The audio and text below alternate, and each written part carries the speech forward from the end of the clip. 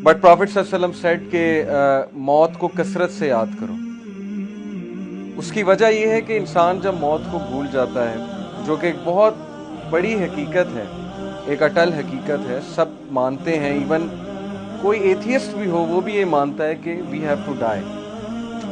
सो इस्लाम हमें बताता है कि जब हमारी मौत होती है तो क्या होता है हमारे साथ, रूह के साथ क्या होता है, कब्र में क्या होता है। तो कब्र के हवाले से इंशाल्लाह एक हदीस मैं आप सबसे शेयर करता हूँ।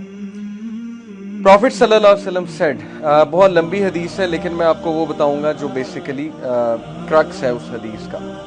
इज़ा दखलल मय्यितुल क़ब्र, जब मैयत को कब्र में ले जाया जाता है, यानी जब रूह आसमानों पे जाती है, अल्लाह ताला से मिलती है। ये हदीस में आता है कि 7 आसमान चढ़ती है रूह, फिर अल्लाह ताला तक ले जाया जाता है, यानी अल्लाह को देखती नहीं है लेकिन अल्लाह की प्रेजेंस में पेश किया जाता है। और अल्लाह अगर उससे राजी है तो अल्लाह कहते हैं इसको ले जाओ, मैं इससे राजी हूँ। अगर अल्लाह नाखुश है, राजी नहीं है, तो फिर कहते हैं कि थ्रो हिम, इसको फेंक दो यहाँ से, और फिर ऊंचाई से उसको फेंका जाता है रूह को कब्र तक। तो जब मैयत को कब्र में लाया जाता है, यानी अब उसके सवाल जवाब शुरू होने वाले हैं।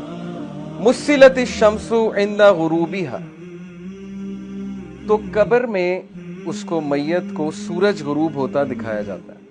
जैसे असर के टाइम पे नहीं आपने देखा, सूरज जब गुरूब हो रहा होता है एकदम ख्याल आता है कि नमाज पढ़नी है। फयजलिसु यमसहु आइनैहि, तो वो अपनी आंखें मलता है। जैसे हम सोकर उठते हैं ना, अपनी आंखें मलते हैं, तो वो अपनी आंखें मलता है और देखता है कि सूरज गुरूब हो रहा है। वयक़ूल, तो वो कहता है दाऊनी उसल्ली, कि मुझे नमाज पढ़ने दो, असर का वक्त जा रहा है, मुझे नमाज पढ़ने दो।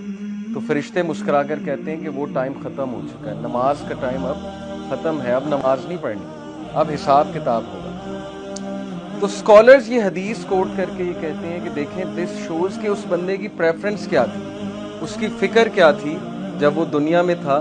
सूरज गुरूब होते ही उसे पहला ख्याल ये आया है कि मेरी नमाज ना रह जाए, कहीं असर की नमाज ना रह जाए, तो मैं असर की नमाज पढ़ लूँ, उसके बाद बातचीत करते हैं। यानी उसका कॉन्शियस अभी तक नमाज के अंदर है।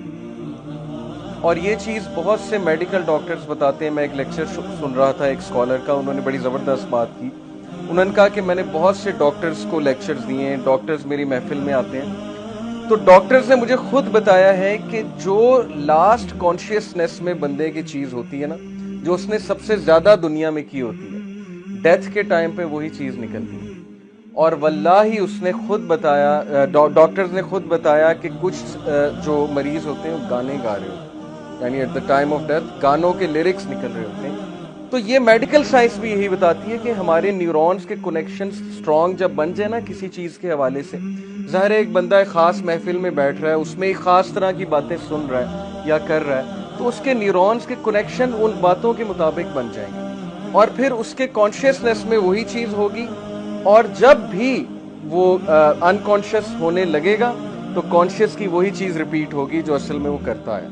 ये तो पक्की बात है। तो ये वो शख्स है जिसने नमाज को बहुत फौकियत दी दुनिया की ज़िंदगी में, और उसकी फ़िक्र ही ये थी कि मेरी नमाज ना निकल जाए, नमाज ना निकल जाए।